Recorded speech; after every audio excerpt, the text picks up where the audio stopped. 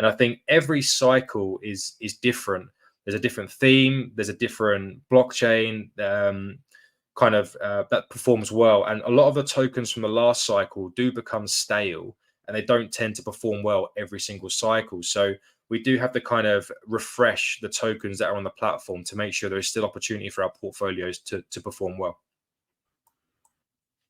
So you said it becomes stale. So what do you mean when a token becomes stale? What happens? I guess you would say that, it could lose its drive. The community might fade. They might move on to different tokens or newer projects. If you think about how a project survives, it needs liquidity coming into the market. It needs capital coming into that particular project for the price to go up. And if the community kind of aspect is fading away and they move on to a different project or a different token, then liquidity naturally drifts off into a different direction as well. So when I say it becomes stale, in terms of the price action, might just be moving sideways. XRP has gone nowhere for a number of years. Really, it's moved sideways. It has a good following, but it might not be building on that. And just the same liquidity is sat there. There's no fresh capital potentially going into that particular token. I know there's a lot of XRP community members out there, but just using it as an example, the price action has gone sideways for a number of years.